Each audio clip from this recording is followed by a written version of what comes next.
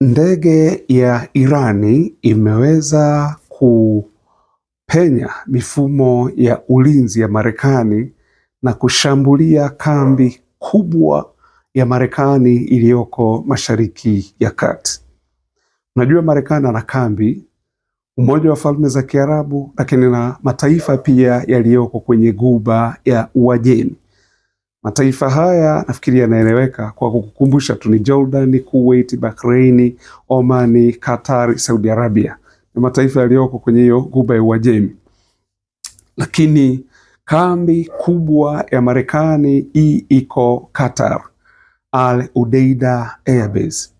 Sasa ndege ambayo ni ndege ya Iran, hii ni ndege Su Sukhoi 24, imeingia mpaka makao hayo makuu au kwenye hiyo kambi kubwa kabisa hapo, kwa sababu pale ndo kuna makao ya CENTCOM ya Marekani, na imeingia mpaka imefika pale, imeshambulia, na wakati inaondoka ndio sasa mifumo ya ulinzi inakuja kushtuka, ikaanza intercept, wakati ambapo sasa ndio inaanza kuondoka. Kumbuka ndege hii ni Sukhoi Su-24 ambayo ni ndege ya Urusi. Nafikiri unajua biashara ambayo ilikuwepo kati ya Irani na Urusi kuziana vifaa vya kijeshi. Huyu akichukua ndege, huyu akipewa makombora, akipewa na drones. Ndio maana unakumbuka Volodymyr Zelensky akawa anadai kuwa Irani na Urusi kwa sasa sio tu washirika, lakini Iran ameingia moja kwa moja kwenye vita vinavyoendelea Ukraine kwa kuendelea kumpa silaha Urusi, lakini pia drones zile za Iran, ambazo drones hizi ikabidi Urusi kifunguliwe kiwanda sasa cha kutengeneza, kwa wakapewa kabisa na usaidizi kutokea Irani. Haya yote alikuwa anayalalamikia Volodymyr Zelensky ama Zeleboy. Kwa hiyo ikawa namna hiyo. Sasa hii ndege ni ndege ambayo wanasema imeruka chini ya mita 30 kwenye hiyo Ghuba ya Uajemi, na hii yote ilikuwa ni kukwepa kutokuonekana kwenye rada, kwa sababu hizo ni mbinu au tekniki za kijeshi, hasa kwa kurusha ndege za kivita. Unapoirusha iende, basi ukienda kwa mwendo huu wa chini chini, basi manake itakuwa ni ngumu kuonekana kwenye rada. Sasa imeenda hii ndege mpaka imeingia Qatar, ikashambulia na kushambulia, baadaye ikarudi Iran huko, kutokea huko Shiraz. Maana ilitokea Shiraz ikaenda huko, na General Jafari ambaye ni general wa Iran ameongea kuwa imekamilisha misheni yake, na sio tu misheni, na huu ulikuwa ni ujumbe wa kimkakati ujumbe wa kimkakati ambao walikuwa wanautuma, kuwa manake sio tu makombora, lakini pia tukiamua kufanya tunaweza kuyafanya, tutafanya mengi. Kwa nadhani ndio maana imebidi Marekani anze kuondoa vikosi vya jeshi lake kwenye baadhi ya kambi za kijeshi hapo Mashariki ya Kati. Inawezekana mambo yenyewe ndio haya. Kwa hiyo ni ajabu kidogo. Tumezoea Irani ya makombora, tumezoea Irani ya drones, lakini leo Irani anaenda kuishambulia Qatar, Al Udeida Air Base, kambi iliyoko pale Qatar, kwa ndege ambayo ni Sukhoi Su-24. Hii imekuwa ni ajabu, ambapo ni ajabu kidogo. Okay, lakini wakati huo huo pia Iran ametumia makombora kama kombora ambalo nimelielezea, ili kombora la Kaiba Shekan, kushambulia huko Jordan. Na Jordan kule amepiga ndege hizi tatu, ameziharibu kabisa ndege tatu za kwanza. Kuna ndege tatu ambazo ameziunguza kabisa, amezichoma, ambazo ni F-35 Lightning II. Hizi ndege za kivita stealth jets, ameziunguza ndege tatu. Alafu kuna ndege tatu ambazo zimepata uharibifu ambapo haziwezi kutengenezeka. Sasa ukumbuke hii ni hasara kubwa sana. Nafikiri ndio maana Marekani wameanza kufikiria kuanza kuondoka hiyo Mashariki ya Kati, kwa sababu ya kipigo ambacho kimezidi. Na hii inakuja ni baada ya tarehe 30 ya mwezi wa 7, ambapo Marekani alivamia kisiwa cha Keshim Qasem Island na kusababisha maafa kule na kuua kamanda. Kuna kamanda mmoja general wa IRGC aliuawa pamoja na mtoto mmoja. Kwa hiyo wakasema wao ni kulipa kisasi. Kwa huko nchini Jordan ndege 3, maana kumbuke Jordan pale kuna kambi kubwa iko pale ya Marekani ambako kuna ndege. Sasa ndege 3 zimechomwa moto. Hizi ni F-35 Lightning II, lakini ndege 3 pia zimeweza kuharibiwa kabisa. Na hii ni habari kutoka Tasnim News Agency ya nchini Iran, IRNA,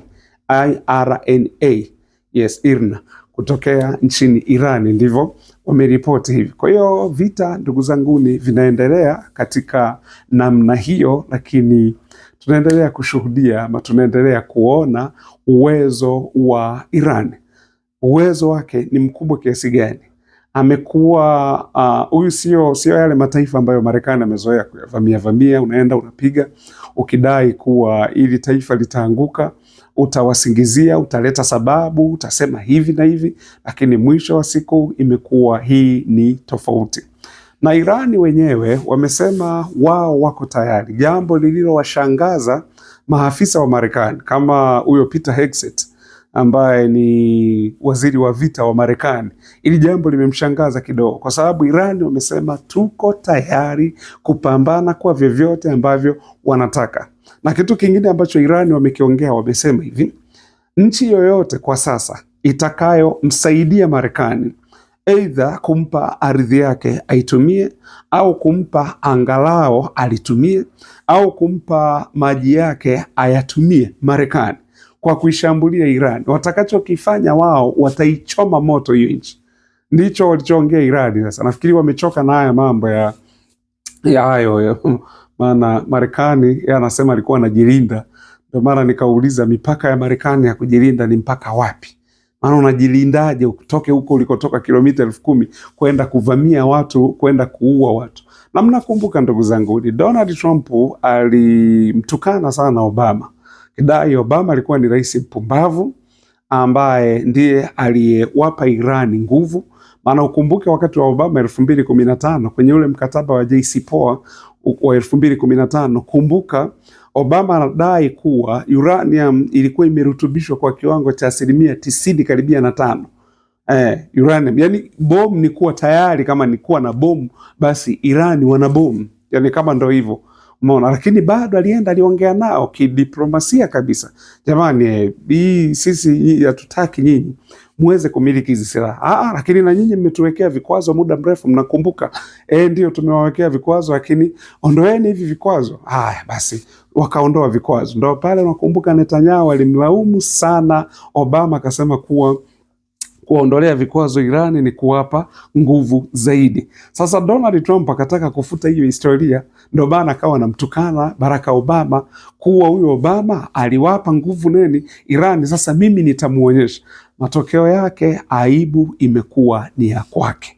Na sasa hivi Marekani, angalia wanasiasa walivyo. Donald Trump anasema anaihurumia dunia. Ndio maana ameamua ingie kwenye mazungumzo na Iran. Si kuhurumia dunia, ila nikipigwa najihurumia yeye na silaha hizo wameishiwa. Ndio maana anasema anaihurumia dunia, lakini sio kuhurumia dunia, sio kweli, ni uongo. Kwa hiyo ndivyo mambo yanavyoenda hivyo huko, ndugu zangu. Anachokitaka Irani kufungua mlango bahari wa Hormuz ni jambo linawezekana kabisa, lakini sio kijeshi. Kijeshi hakuna anayeweza kufungua isipokuwa ni Irani mwenyewe.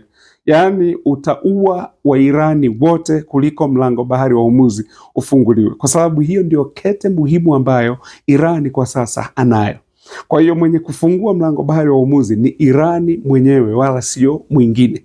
Irani ndio mwenye uwezo wa kufungua. Ndio maana sasa Irani na anataka vikwazo kwanza alivyowekewa vya kiuchumi viondolewe. Hilo sharti la kwanza la kufungua huo mlango, na sharti la pili, huo mlango bahari wa Hormuz, hizo ruti hapo, ushuru utakaokusanywa ndio utumike kujenga maeneo ambayo Marekani alikuwa ameyaharibu. Ni simple kwa namna hiyo. Lakini sasa Marekani ndio hivyo tena.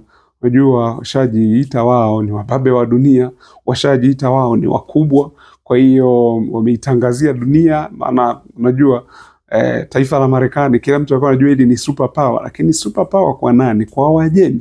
Kwa Wajemi hapa Marekani amenoa, Marekani ametega peupe, na sasa hivi ndo tunaambiwa sasa makombora yake yameisha. Nimekuambia kuhusiana na Tomahawks zimeisha. JASM hakuna kitu. Haya, PRR hakuna kitu. PRSN hakuna kitu. Kombora hayo. Kuna interceptors za mifumo ya ulinzi ya Patriot na Taadi, SM3 na SM6, vyote hamna kitu. Kwa hiyo ndio maana sasa Donald Trump anajidai amewahurumia nyinyi walimwengu, wakati ni kipigo kimezidi cha Waajemi. Asanteni sana.